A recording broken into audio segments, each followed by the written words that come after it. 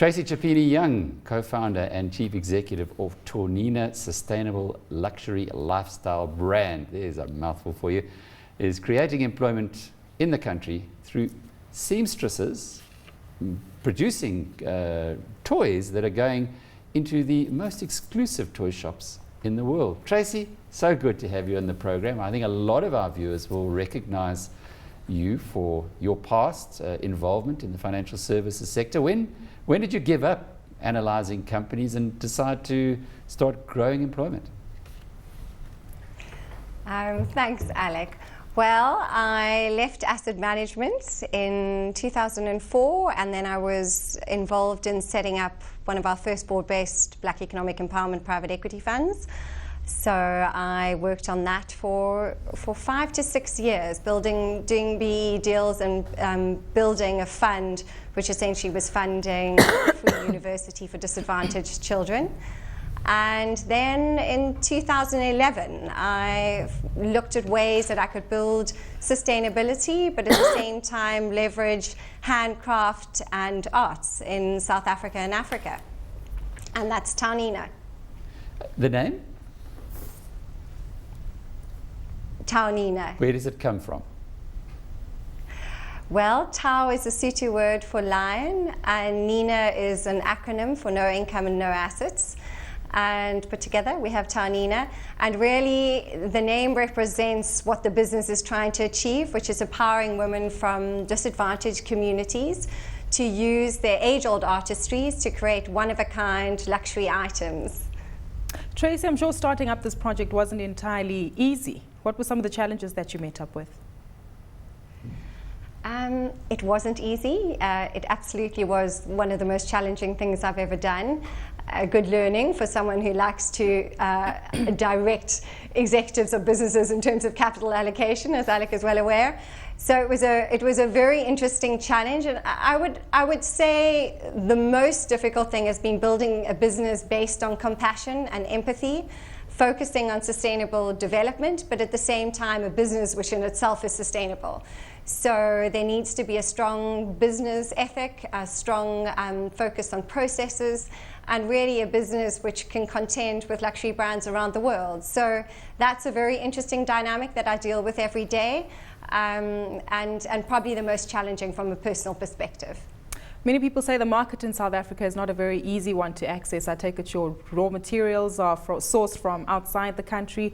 Financing must have also been a challenge?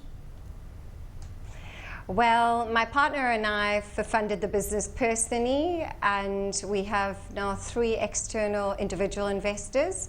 So we haven't actually found that too much of a challenge. I think there are a lot of people who are very passionate about sustainable business, and especially if they can see that there's a differentiated positioning in the market. And we have, I think, fairly successfully built a global logistics channel into that marketplace. And we've done things, I hope, cleverly in identifying what we felt was a market which was pretty much uncontended other than the large staff organization. So while teddy bears is often believed to be a very crazy idea, I think there was a method in the madness. It was identifying a sector in the market which really isn't challenged and isn't competitive, and being able to use age-old artistry to create these art or collector's pieces. So I think you're absolutely right in highlighting the challenges of sourcing materials in South Africa. We have found that a fairly distressing process, just because we obviously used to have a wealth of textile companies. We do have a wealth of hand skill, but we have had to import a lot of our fabrics, which of course is not what we would choose to do.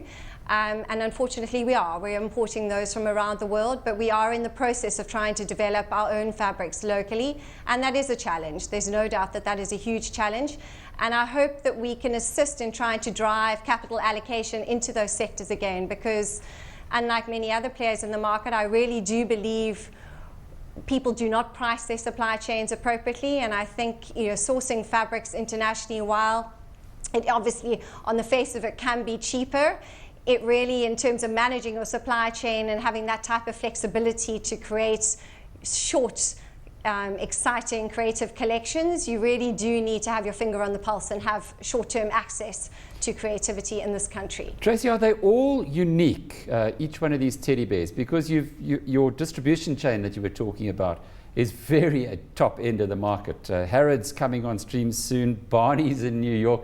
I think quite a few people watching here will say, hey, but this is going to be an expensive purchase for my little girl or little boy. It definitely is an expensive purchase, and well, expensive, I suppose, is how you view it. As far as I'm concerned, they are one-of-a-kind pieces, and they do take 4 days to make each one. So they're very much positioned at the high end of the market. But I believe that there's a customer who is looking for something highly differentiated. And the reality is, Alec, is you can't scale handwork. So, and I believe that people appreciate that. And each piece is designed 100% by the artist, and each piece is completely unique. And it's a talisman, and it's a gift with soul. And I think what it represents is a lifelong friendship or connection with the artist concerned and their family. And it's a piece of art. I think what Taunina is about is elevating the status of craft in this country to art. And I think for me, as a business person, obviously, I believe there needs to be a far greater understanding of what's involved in handwork, and I think there is a consumer that understands that. And the reality is it's something that has to be elevated to art, or it's non-competitive. So South Africa is a very interesting position. I think as Cape Town being selected as the design capital of the world, you see a lot of businesses which can't compete because they are targeting a premium customer, but they have a product which is a very, very high cost product to produce. So right up front, I think people need to be clear on what the cost of their product is, and then ensure that they can price to achieve that. Otherwise, they need to close up shop. Tracey, so you mentioned our